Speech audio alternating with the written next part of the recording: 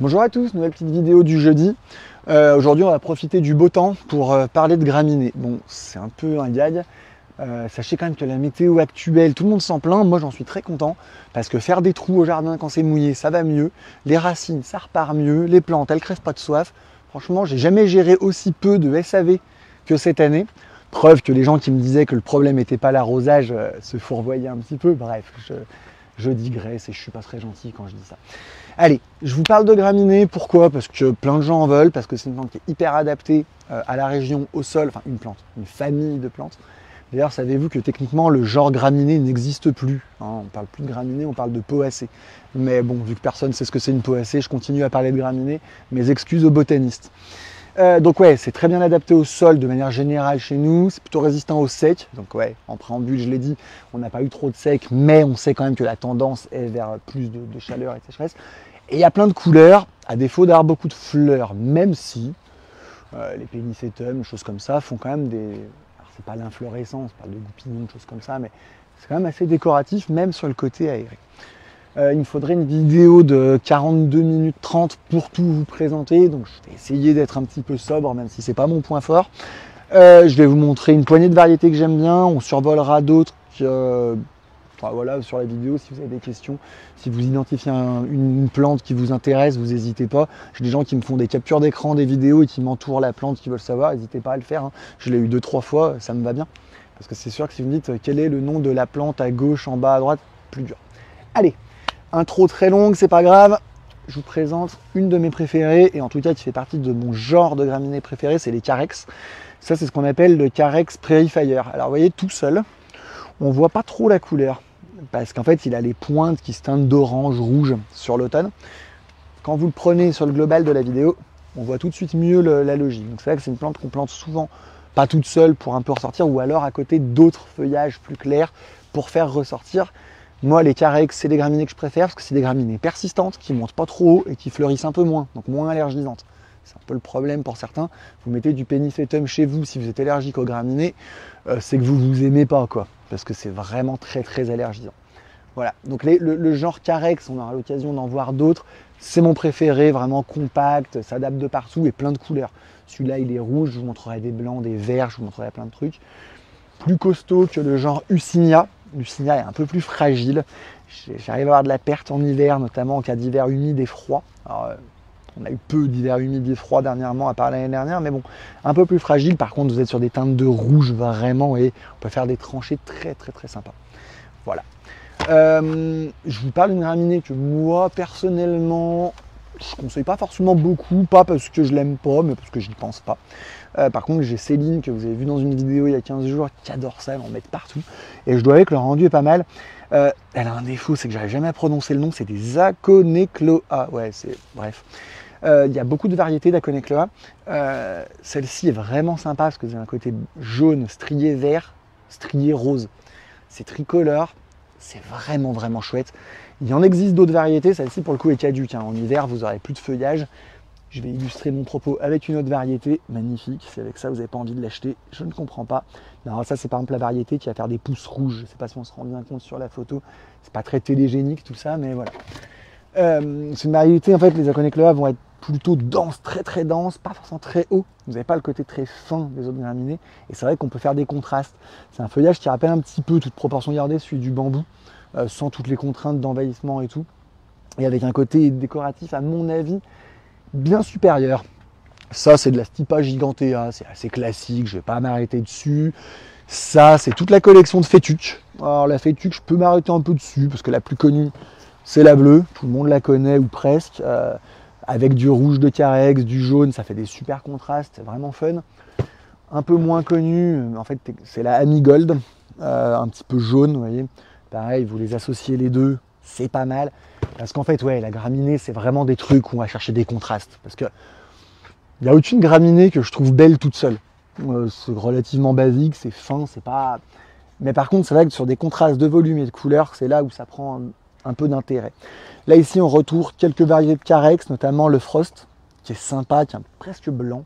Alors les gens me disent, il n'est pas blanc du tout. Bon, bah, écoutez, chacun voit les couleurs comme il veut. Un des plus mal vendus, un des plus méconnus, et ça me rend très triste, c'est les bronzes. En fait, le gros défaut du bronze, c'est que là, vous avez l'impression qu'il est mort avant l'automne, sauf qu'en fait, au printemps, il ressemble à ça et en été aussi. Donc, en fait, il a une couleur de feuilles sèches. Donc, c'est vrai que dans l'absolu, tout seul, il est assez moche. J'en conviens assez facilement, mais l'idée, ça va être d'essayer de l'imaginer, encore une fois, dans un ensemble avec du blanc, avec du bleu, voire avec du rouge. Et là, tout de suite, je pense pas que l'expérience sur la vidéo soit celle que j'aimerais que vous voyez, mais dans l'idée, je trouve qu'il a de l'intérêt. J'en vends pas des tonnes, j'en ai toujours une petite dizaine en stock et des plus petits, mais il a quand même un intérêt certain. Voilà. Après, ici, hop là, ça c'est mes grosses variétés. Alors tout ça, là je les ai en très gros, je vous les montrerai en petit, mais vu qu'on les a retaillés avant l'hiver, ça rend rien. Que là, quand vous les voyez comme ça, plus grand que moi, on se rend mieux compte. C'est les miscanthus, les pennisetum. Là, on est sur de la graminée de fond de massif. Certains les utilisent même en haie, avec le défaut qu'en hiver ça sèche, donc ça fait des haies pas persistantes. Voilà. Ça, vous voyez, c'est aussi le Prairie Fire, hein. C'est le premier que je vous ai montré. Là, il n'a pas encore pris sa teinte de rouge, mais vous voyez, en grossissant, c'est extrêmement gracile, c'est super fin, et c'est pas très haut. Et il est persistant, il reste vert, il reste coloré toute l'année. Et vous voyez, là, on arrive. Et moi, j'aime moins. C'est les graminées les plus vendues, les pennisetum et les miscanthus. Moi, j'aime moins, parce que vous voyez, là, on arrive à l'automne. Là, pour le coup, il est sec comme le Carex de tout à l'heure, mais c'est pas normal dans sa constitution sur une année.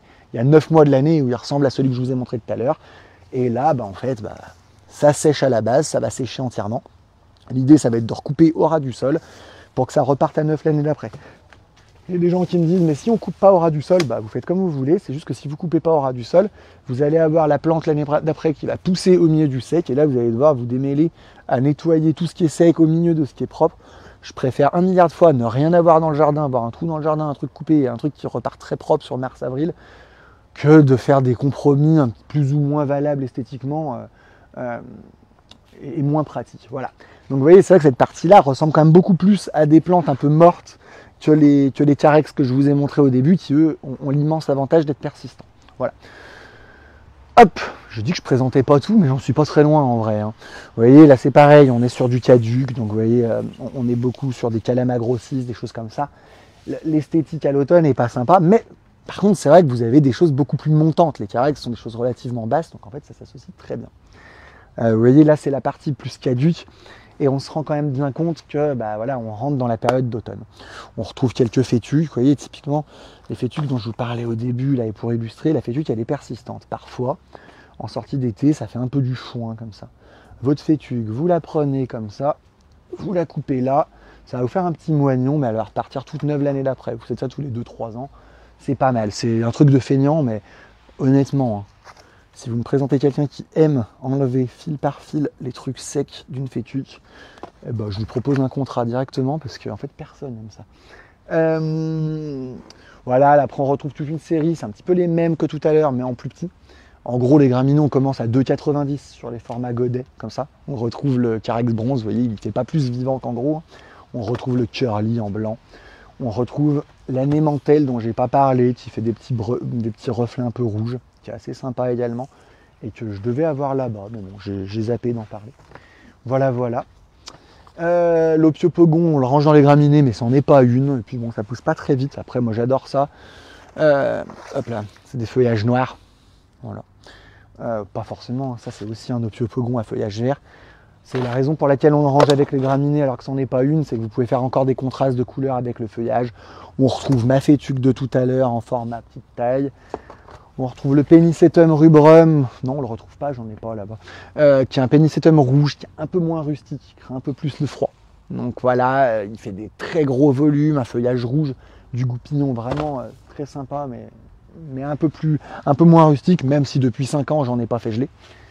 Et allez, le dernier, pour aujourd'hui, la Stipa, qui est certainement la plus vendue, je pense, plus même encore que les Pennisetum, ce qu'on appelle le cheveu d'ange, vous voyez, c'est très gracile, c'est très fin.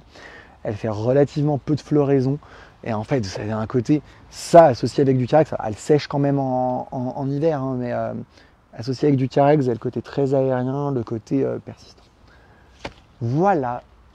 Il y a un autre défaut dont je n'ai pas parlé dans les familles de graminées, c'est que ça arrive à se ressemer à plus ou moins grande échelle. Et du coup, la grosse absente de toute ma présentation, c'est l'herbe de la pampa, que vous me demandez à peu près 20 fois par jour. Je suis désolé, j'en ai plus. j'en aurai plus parce qu'elle est interdite à la vente en France depuis un an et demi. Enfin, l'arrêté officiel est depuis le début de l'année 2024, mais en fait, on sait depuis 2023 qu'on n'a plus le droit. Donc voilà, j'en propose plus parce qu'en fait elle était invasive, elle se ressemait de partout. Alors dans la région ça posait pas tant de problèmes que ça parce que les sols empêchaient sa propagation excessive, mais dans le sud de la France notamment on avait vraiment des grosses propagations. Alors, on peut imaginer que peut-être l'interdiction concernera les secteurs où c'était problématique. En tout cas c'est pas le cas pour le moment. Donc c'est pas la peine de me dire oui mais pour moi, vous êtes nombreux à me demander des exceptions.